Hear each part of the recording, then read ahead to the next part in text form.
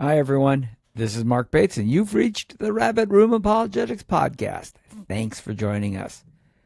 Today's episode is entitled The Historiography of the Divine Decree.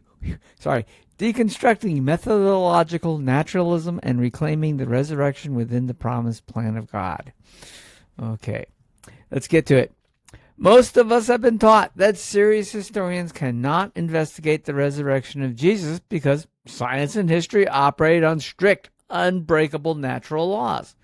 We have been conditioned by secular academia to believe that any claim of a miracle is inherently unhistorical, forcing us to treat the resurrection as a comforting spiritual metaphor or a primitive myth invented by the early church. But there is a massive philosophical and historical glitch that completely shatters this secular myth. When you step back and analyze the actual rules of modern historiography, you discover that the exclusion of miracles is not based on objective evidence. It is driven by a biased philosophical framework known as methodological naturalism, an artificial rule that deliberately binds historians to the supernatural, covenantal reality of the ancient biblical world. So they ignore all miracles.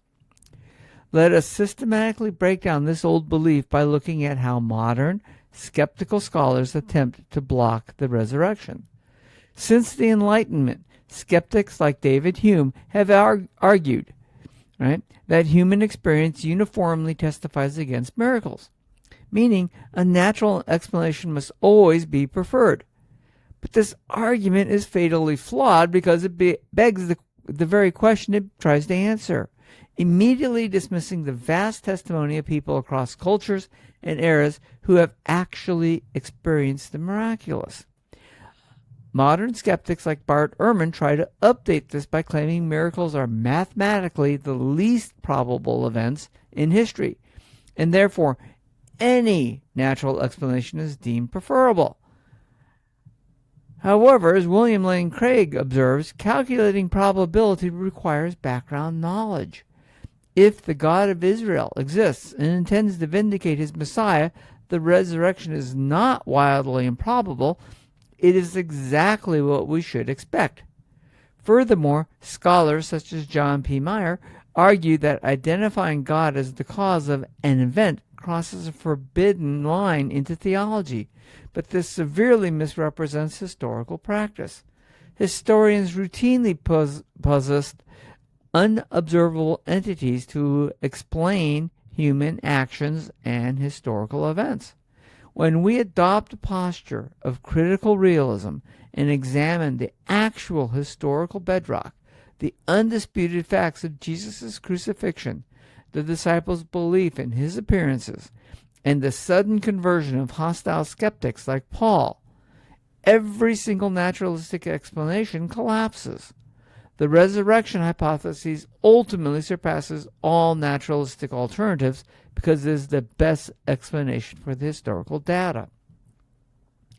So, what is the new reality and what is the exact payoff beat for your faith today?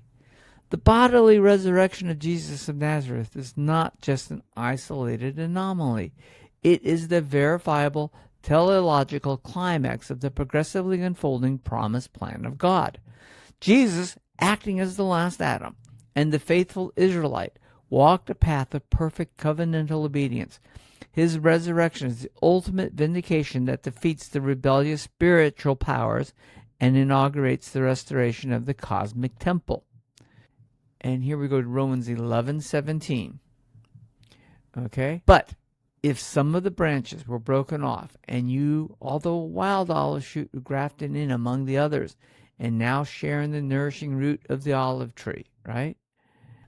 Because the resurrection happened in concrete history, the eschatological promises made to ethnic Israel remained entirely intact and irrevocable. You are not following a disembodied philosophy. You are participating in a historically grounded reality where Gentile believers are graciously grafted into the Commonwealth of Israel as an expansion of God's family, not a replacement. The resurrected King has reclaimed the fractured creation, calling you to step into the restored royal priestly vocation as part of the one unified people of God. Okay, so keep that in mind. You are royalty. Okay, good. So if you want to continue stripping away modern philosophical myths and recovering the ancient supernatural architecture of the scriptures, make sure to hit that subscribe button to the Rabbit Room Apologetics channel. And as always, this video is just a quick summary to get you into what is my article on my Substack, The Historiography of the Divine Decree. As you can see here, it does have this little 2-minute intro, just to kind of give you an idea of what's inside, to give you a starter point.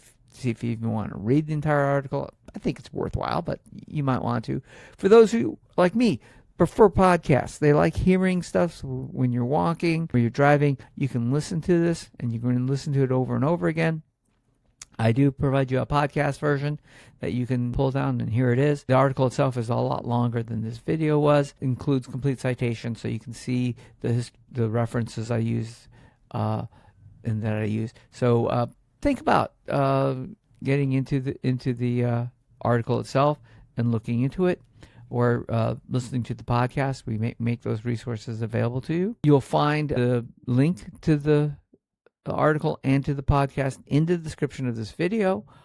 And the other thing you'll see is a link to a free trial of Logos. This is the Bible study tool I use. I've been using it for over 20 years. I think it's the best one. It's a free trial.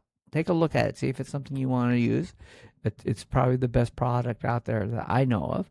So you can do that. And share this video with a friend. Like it. So that would help me. Thank you. And get the news out there. But more importantly, live and have a wonderful day in the blessings of God.